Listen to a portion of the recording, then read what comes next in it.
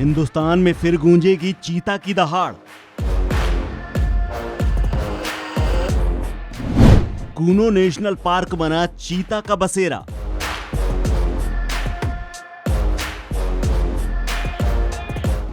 तो राजा रामानुज प्रताप सिंह देव की क्यों आई याद?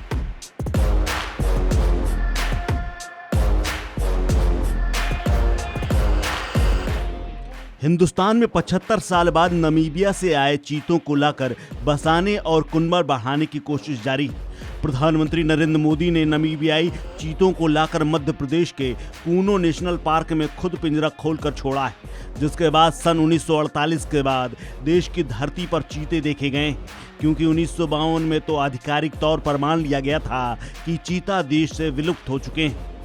पिछली शताब्दी में ऐसी चर्चा और तथ्य हैं कि आखिरी बार चीते को 1948 में छत्तीसगढ़ की कोरिया रियासत में देखा गया था, जिनका शिकार राजा रामानुज प्रताप सिंह देव ने बैकुंठपुर से लगे जंगल में किया था। ये देश के आखिरी 3 चीते थे जो कि पूरी तरह वयस्क भी नहीं थे। सरगुजा के महाराज ने मारे थे 1170 बाघ। 19वीं सदी के तत्कालीन सेंट्रल प्रोविंस एंड बरर क्षेत्र की कोरिया महत्वपूर्ण रियासत हुआ करती थी। बैकुंठपुर इसकी राजधानी थी और शिवमंगल सिंह देव राजा हुआ करते थे। 18 नवंबर 1909 को शिवमंगल सिंह देव की मृत्यु के बाद उनके बड़े बेटे रामानुज प्रताप सिंह देव, जिनकी उम्र महज 9 साल की थी, रियासत के महाराज बने। सन 1925 से बालिग होने के बाद रियासत का पूरा कामकाज उन्होंने संभाल लिया। उस वक्त घने जंगल से घिरे पूरे इलाके में वन्य प्राणियों की भरमार थी। बाघ, तेंदुए, चीते जैसे खूंखार जानवर इन इलाकों में घूमते रहते थे। संख्या अधिक होने के चलते अक्सर जंगली जानवर राज्य के गांवों में आतंक मचाते, ग्रामीण इनके हमले का शिकार बन जाते थे। लिहाजा उनके शिकार के लिए ग्रामीण भी राजाओं से गुहार लगाते थे ताकि उन्हें उनकी समस्या से निजात मिल सके, वो आसानी से खेत और खलिहान कर सके। वहीं राजा भी अपनी वीरता दिखाने के लिए जानवरों को शिकार किया करते थे।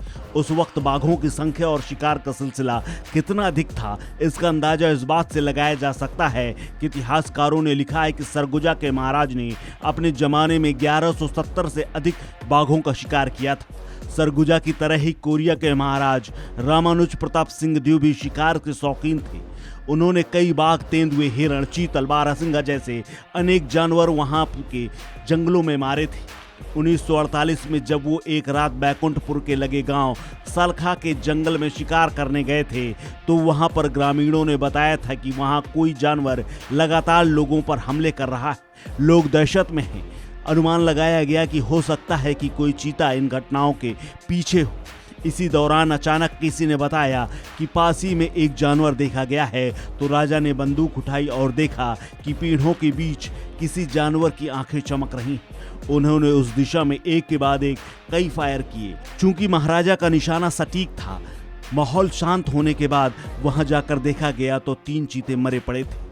तीनों नर थे और पूरी तरह से वयस्क भी नहीं हुए थे। महाराजा ने जैसी परंपरा थी, तीनों चीतों के साथ बंदूक लेकर फोटो खिंचाई।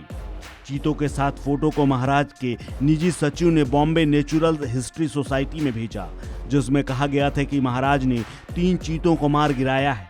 तब का दिन था और आज का दिन है। उसके बाद देश में कहीं भी चीते नहीं दिखाई दिए। सिर्फ महाराज के साथ ब्लैक एंड व्हाइट फोटो ही भारत में चीतों की आखिरी तस्वीर थी। हालांकि इसको लेकर विवाद भी है कि इतिहासकार मानते हैं कि आखिरी चीते वही थे जिन्हें महाराज रामानुज प्रताप सिंह देव ने कोरिया में मारा था।